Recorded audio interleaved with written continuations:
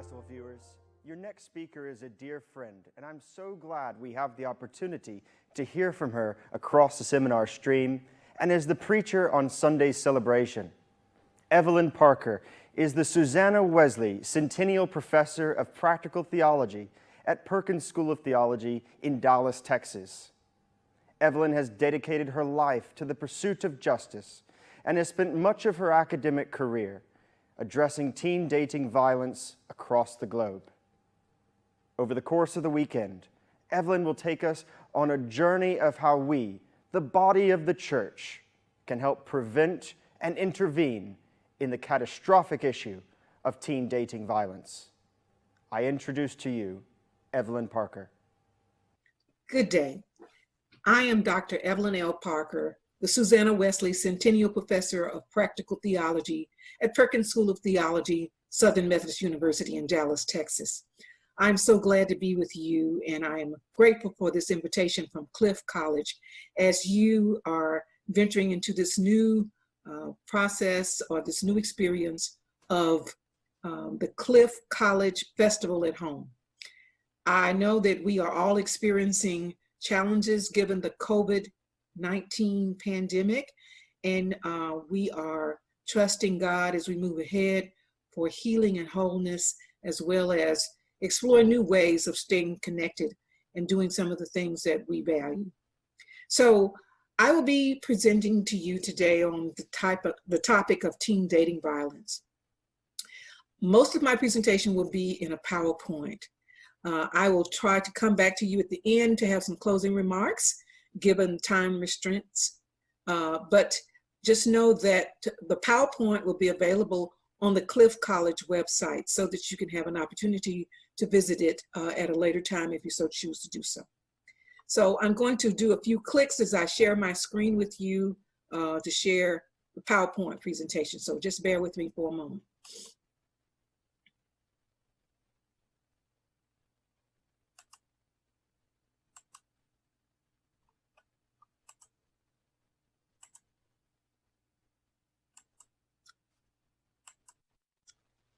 So the title of my presentation is #MeToo Tweets the Pastor, Pastors Preaching and Teaching Prevention, and I would add intervention, of teen dating violence.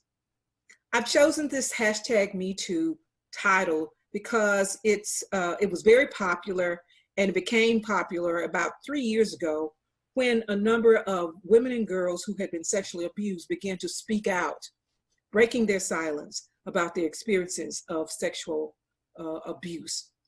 So the title tends to implicate, or it suggests that pastors are in solidarity with women and girls who have experienced abuse of any kind, especially domestic or intimate partner abuse. So that's the reason why I have chosen this topic.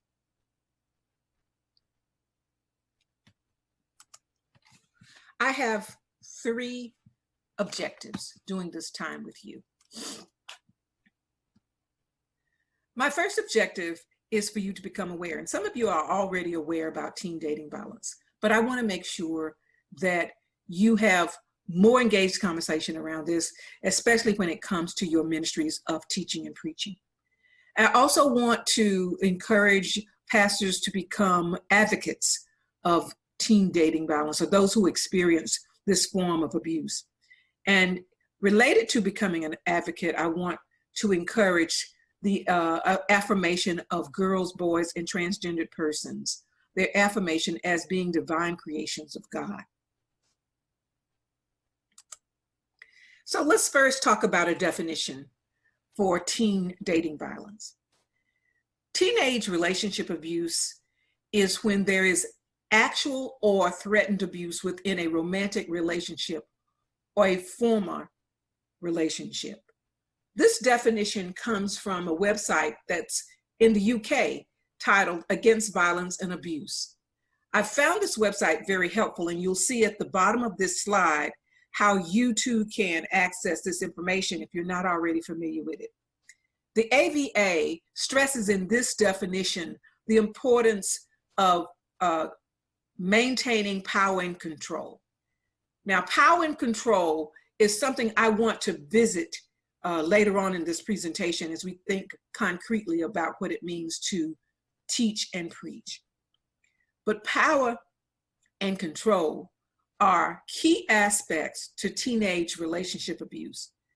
And specifically, this AVA website raises up definitions for controlling behavior and coercive behavior. And I want to just state these or read the definitions that's on the website for these two.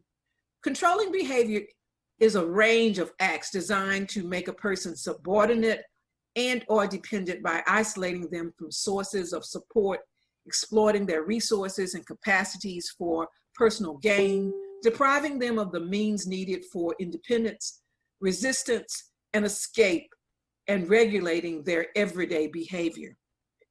Coercive behavior is an act or a pattern of acts of assault, threats, humiliation, and intimidation or other abuse that is used to harm, punish, or frighten their victim. Both of these terms, or both of these forms of behavior, that's controlling and coercive, are very important to this definition.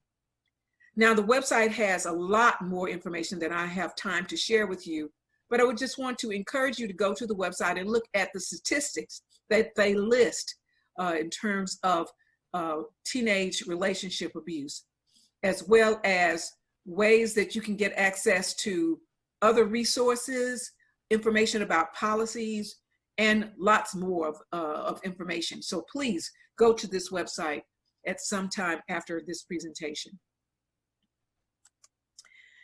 I want to summarize some of the key points of this definition as indicated on the website of the Centers for Disease Control and Prevention in the USA. Teen dating violence is intimate partner violence that is controlling, abusive, and aggressive behavior in a romantic relationship.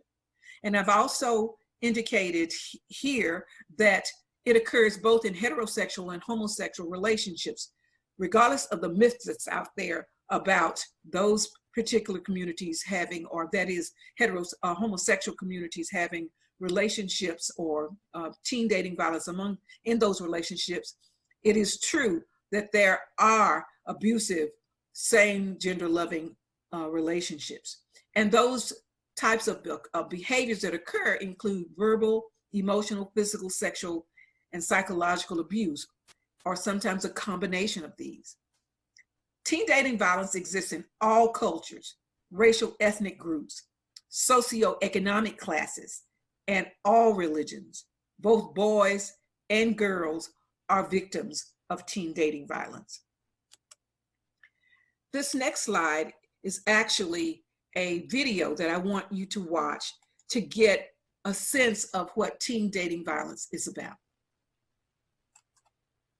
Hey, Miss Tom, can I talk to you? Sure, come on in. Thanks. What's going on? It's about my boyfriend. It's about my girlfriend. I feel so lost. What's wrong? You guys seem like you were so happy. At first, we were. But something happened and he just changed. What do you mean? How has he changed?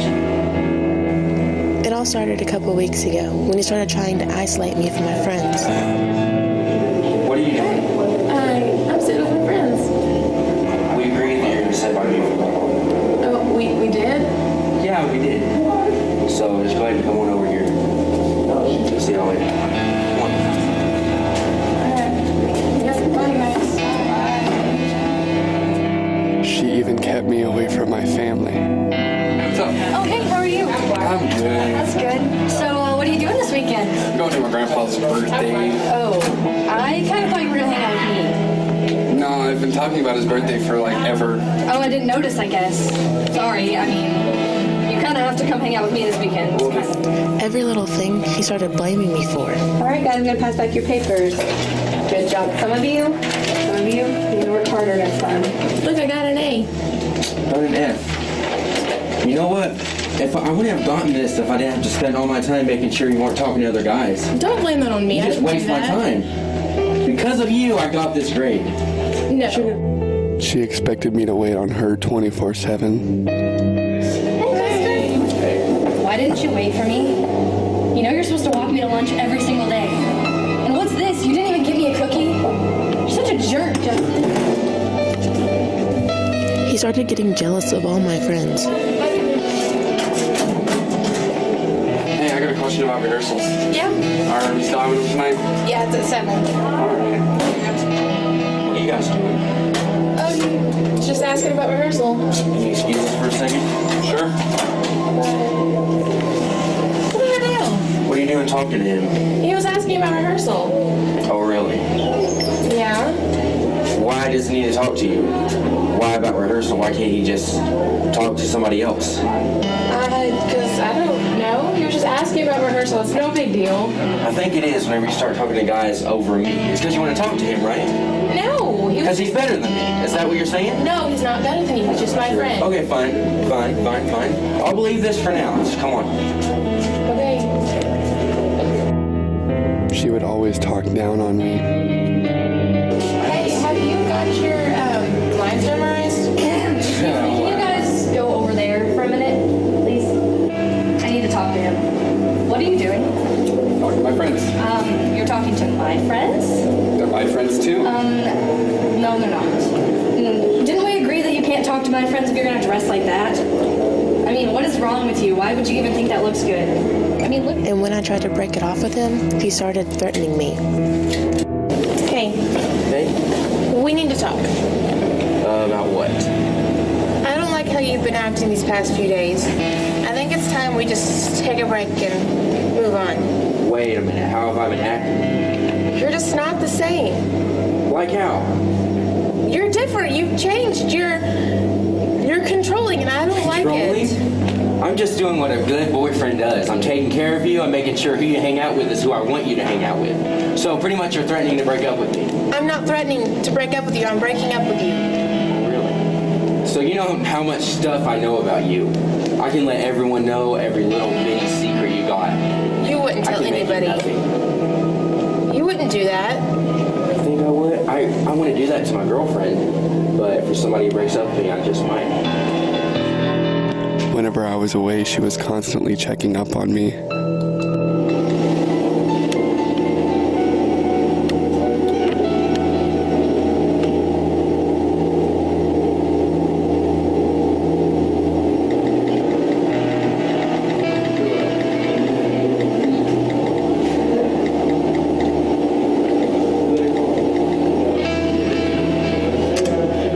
That's when things started to get physical.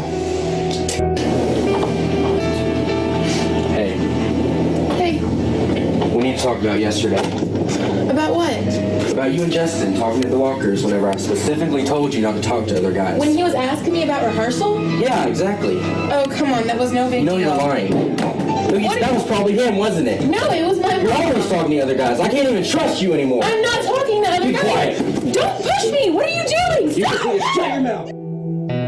1 in 3 high school students have been or will be involved in an abusive relationship. 1 in 10 teens have been purposely hit, slapped, or verbally abused in some way by a boyfriend or girlfriend.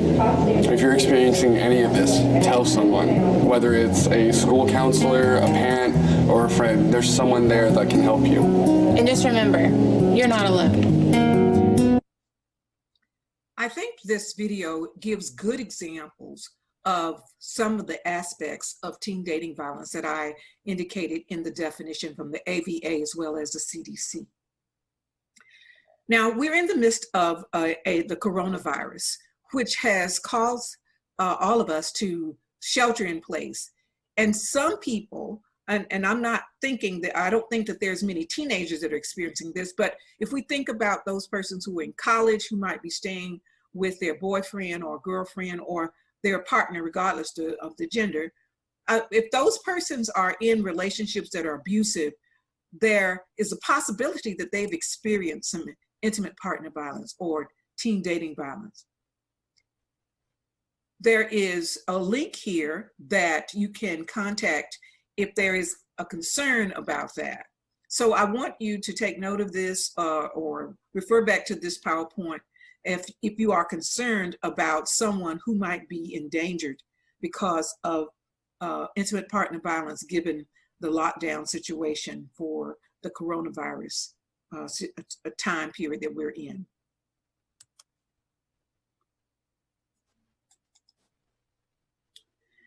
I want to move now to talk about aspects of being an advocate for persons who experience teen dating violence, as well as to kind of talk about affirming young people in terms of their divinity and their worthiness. But I'll focus primarily on some concrete ways to be an advocate through teaching and preaching. So this slide indicates some areas that are relevant for being an advocate for young people who are caught up in this vicious experience of intimate partner violence. Preaching about violence in a dating relationship, as well as teaching using media, movies, and music are two important ways to address this issue through advocacy. Also, keeping the lines of communications open to teens. Persons who are clergy, whether especially senior pastors, are so important to have lines of communications with teenagers so that they can feel comfortable to come and talk with you about these very life-threatening issues. I would also say that pastors or clergy persons should also talk with parents about teen dating violence. Not that it's going to disclose that their child has it, but to just make them aware that these issues happen if they are not familiar with them. And I might also add that there's some problems, particularly here, I've discovered in the literature in the US, that some parents and or clergy don't even know or believe that teen dating violence actually exists. So advocacy involves all of these points that I have lifted up here. I want to suggest preaching about teen dating violence using, for example, the 2 Samuel 13th chapter, story of Tamar. Now, when I was talking about power and control earlier in this presentation, I want to lift up a document that was actually published by the Methodist Church of the UK that focuses on the problem of intimate partner violence. And let me just read to you one of the, a couple of sentences from this document. The document is titled, "The Methodist Church of the UK states the following about domestic abuse that comes from the document titled, Domestic Violence and the Methodist Church, the Way Forward." And this is what it says. "The writers of the second report believe that any behaviors that contravene the intention of God's creation should be considered sinful, that where power is used to control and manipulate, it is not being used for the right purposes that God intended, of enabling and empowering people to be all that God desires of them, that the church must become open and transparent so that the hidden evil of abuse can be brought out and dealt with, and victims, survivors, and perpetrators can be nurtured back to full life with sympathy and with justice." Focusing in on the sentence that says that the church must become open and transparent. Oh, backing up one sentence, I'm sorry. That where power is used to control and manipulate, it is not being used for the right purposes that God intended, of enabling and empowering people to be all that God desired of for them. That's a very important statement that the Methodist Church of the UK has stated. And if you recall from the definition, the whole issue around power and control and coercive power, as well as controlling power or coercive behavior and controlling behaviors, are being referenced here in this document. So if we think about preaching, particularly using the story of Tamar, or the rape of Tamar, we can actually focus in a sermon that looks at power and control and those behaviors that are close to the definition in a way that actually can give us opportunity to think biblically, theologically about this issue of teen dating violence as it relates to this story.